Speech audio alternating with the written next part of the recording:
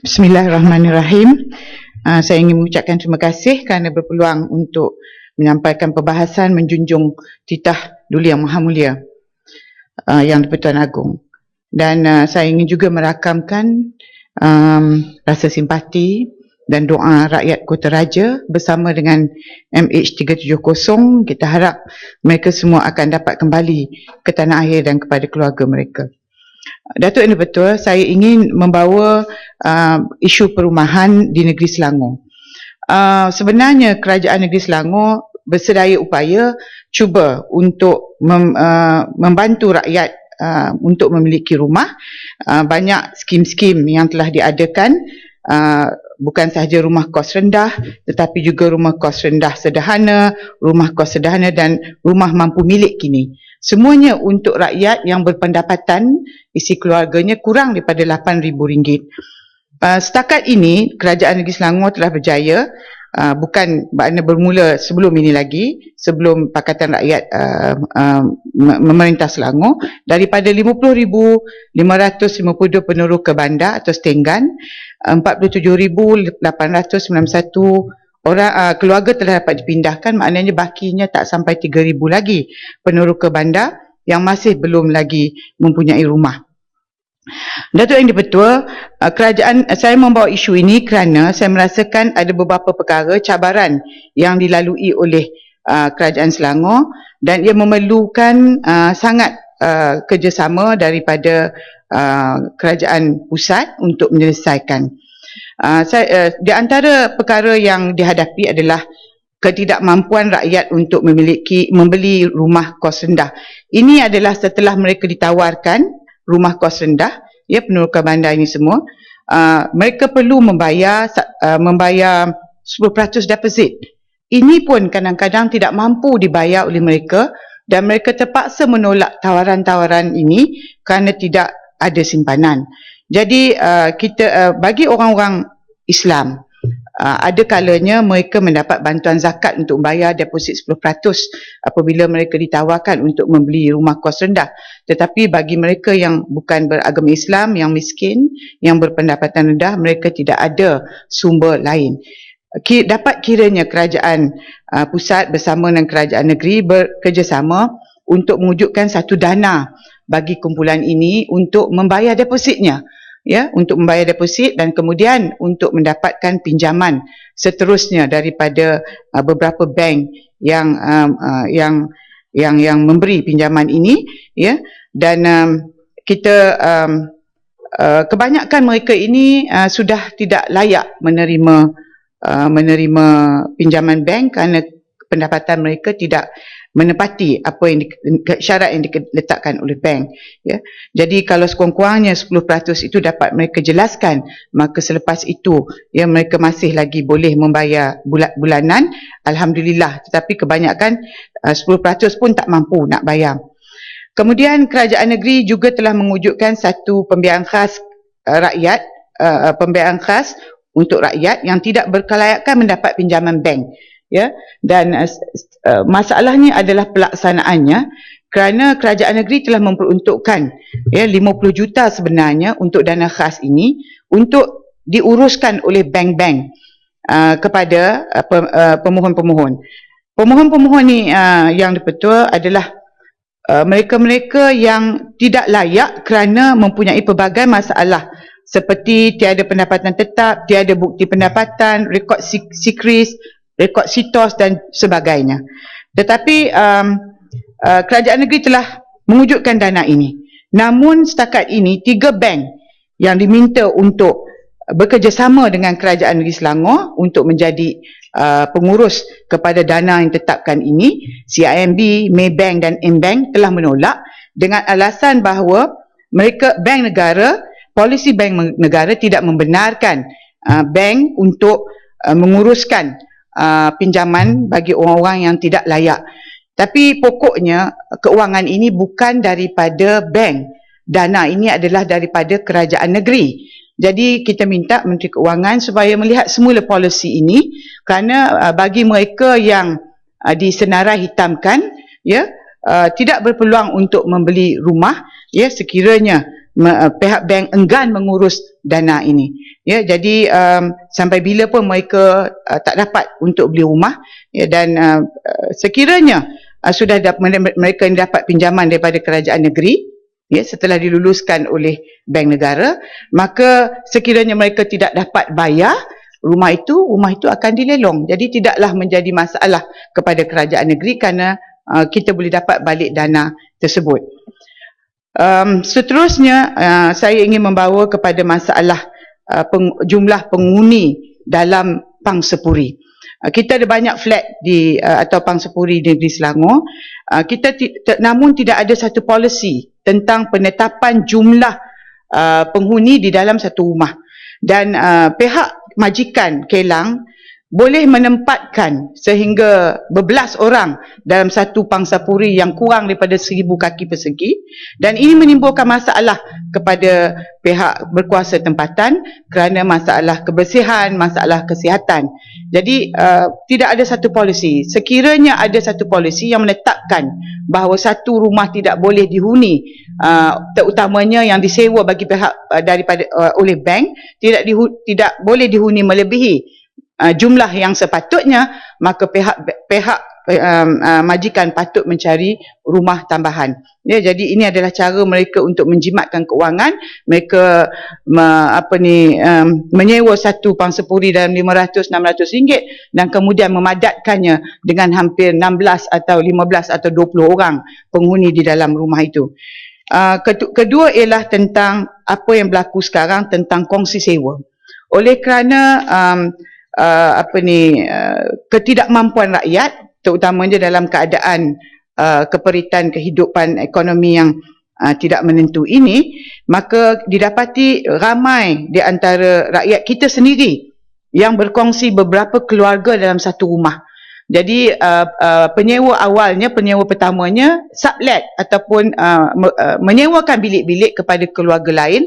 Ini juga akan menimbulkan masalah sosial dalam jangka masa panjang, dan ini kita patut fikir bersama-sama bagaimana kita boleh menyelesaikan masalah kongsi sewa ini. Dan jumlah unit yang dikongsi sewa bertambah dalam kawasan saya sendiri, terutamanya rakyat kita daripada Sabah yang bermestautin di Selangor, sampai 3 keluarga dalam satu rumah. Kita boleh bayangkan implikasi sosial apabila 3 keluarga berlainan yang tidak ada pertalian darah hidup dalam satu rumah.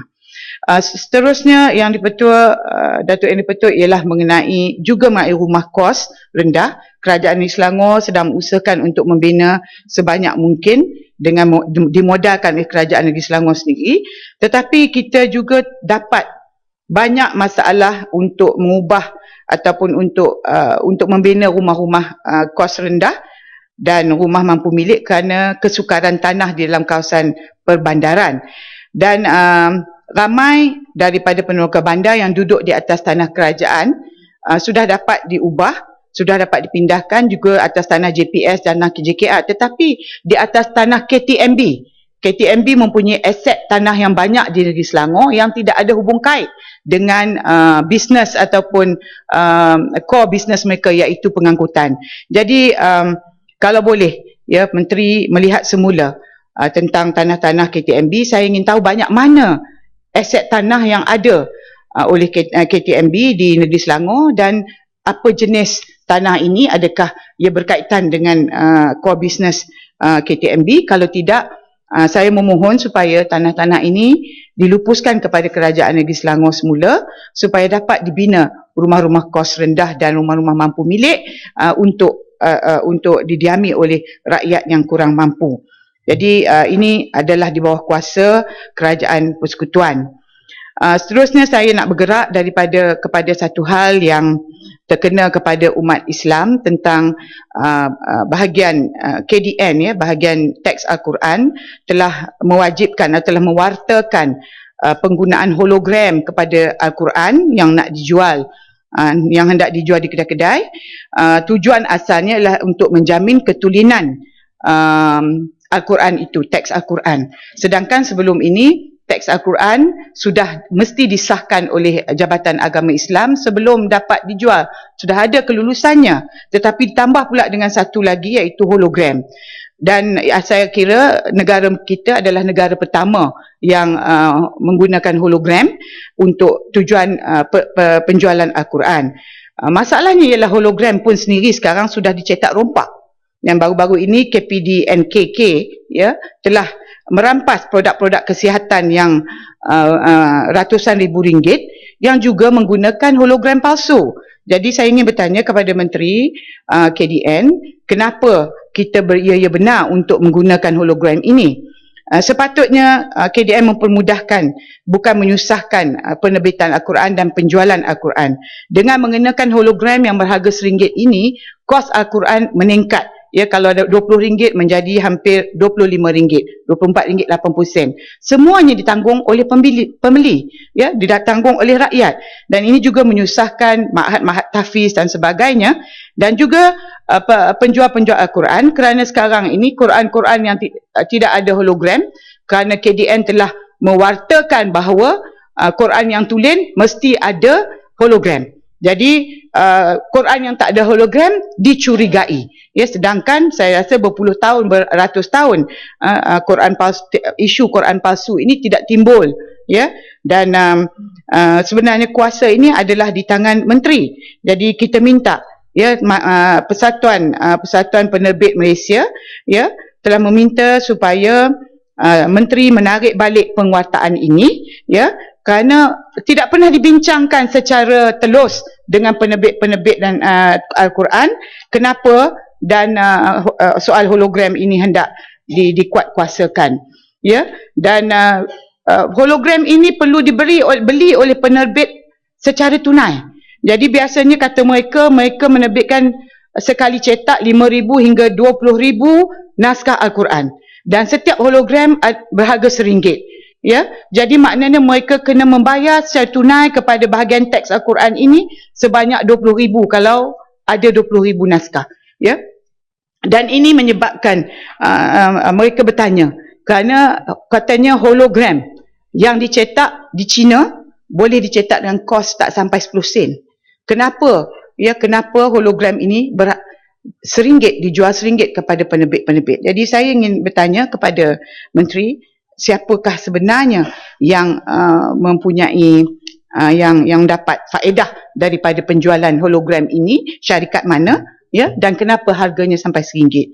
Ya, tapi apapun Persatuan Penerbit Al-Quran memohon supaya menteri menarik balik, kerana tidak ada keperluan untuk mengguna hologram untuk mengesahkan ketulinan Al-Quran.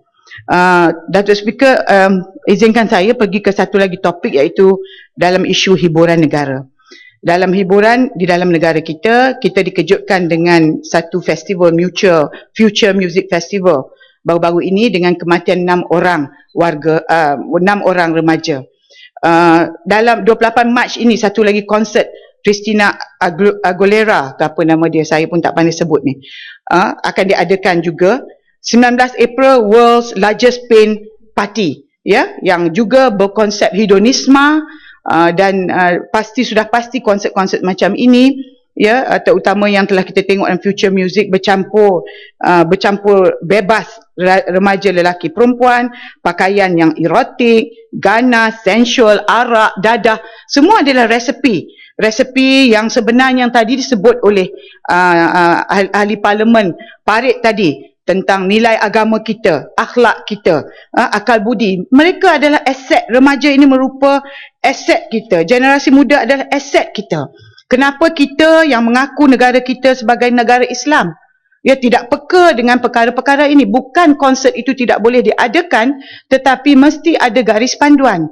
Jadi saya nak bertanya kepada kementerian, jangan sampai kita nak mempromosi pelancongan dan menarik orang daripada Singapura, India, remaja dan sebagainya, Singapura, Indonesia dan sebagainya, maka kita mencemarkan diri kita dengan membiarkan hiburan-hiburan liar seperti ini berlaku dalam negara kita. Saya rasa tak patut kita menggunakan alasan kebebasan beragama ataupun orang lain, bangsa lain nak tentang hiburan jenis ini. Kalau kita tanya dengan kawan-kawan kita daripada agama lain pun, mereka tidak bersetuju dengan konsert yang bercorak hedonisme ini yang melampau caranya diadakan. Datuk Speaker, ada lagi seminit ni? Okey. Saya nak bawa balik ke kawasan saya dalam masa seminit ni. Saya nak bertanya kepada Kementerian Kemajuan Luar Bandar KKLW, apakah kawasan-kawasan kampung tradisional di dalam kawasan Kota Raja telah tidak diberi perhatian langsung, jalan-jalan di kampung-kampung seperti Johan Steer tidak diturap. Kita mempunyai masalah sebab bila kita tanya PBT, kenapa jalan-jalan ini tidak dinaik taraf, tidak diturap, jawab mereka ini adalah jalan di bawah KKLW. Sungguh pun kampung-kampung ini sudah masuk di bawah PBT, mereka kena bayar cukai pintu, assessment rate, tetapi peruntukan untuk jalan-jalan ini tak diberi dan mereka tidak boleh guna peruntukan maris untuk jalan-jalan kampung. Jadi akhirnya parit-parit, jalan-jalan, dan semua ini adalah penduduk kampung-kampung ni adalah orang Melayu. Dan untuk makluman YB semua, yang tak ditampal jalan-jalan ni adalah orang penyokong-penyokong UMNO. Saya kalah baru-baru ini di kawasan UPU Melayu ini. Kerana apa? Kerana saya kalah tu tak jadi soal. Tetapi kenapa mereka ini diperlakukan begitu? 5 tahun saya menjadi wakil rakyat. Tidak ada jalan-jalan ini diturap. Kami cuba untuk menurap tapi kami tidak ada peruntukan daripada maris untuk jalan-jalan luar bandar ini. Boleh tak sikit lagi? Saya nak tanya satu lagi mengenai banjir kilat. Baru-baru ini kerana Kelang adalah kerap mendapat banjir kilat. Dan memang kerajaan negeri Selangor telah memberi peruntukan beberapa juta untuk kita betulkan. Tapi kita tahu ini adalah kawasan lama yang telah dibangunkan 20-30 tahun dahulu dengan sistem peparitannya tidak mencukupi. Baru ini bila Syarikat mengadakan satu inquiry maka JPS mengatakan mereka memerlu lebih kurang 1 bilion untuk membetulkan sistem atau master plan tebatan banjir di seluruh negeri Kelang, di seluruh kawasan Kelang. Jadi saya harap Menteri dapat memberi perhatian kepada jangan sampai banjir ada orang yang meninggal. Sekarang ni tak ada lagi. Alhamdulillah. Tetapi setiap kali banjir kilat berlaku, rakyat mengalami kerugian beribu-ribu ringgit. Kalau setahun sampai 5-6 kali, bayangkan dalam 5 tahun, 6 tahun berapa. Datuk Yang Dipertua, saya mengucapkan terima kasih. Terima kasih.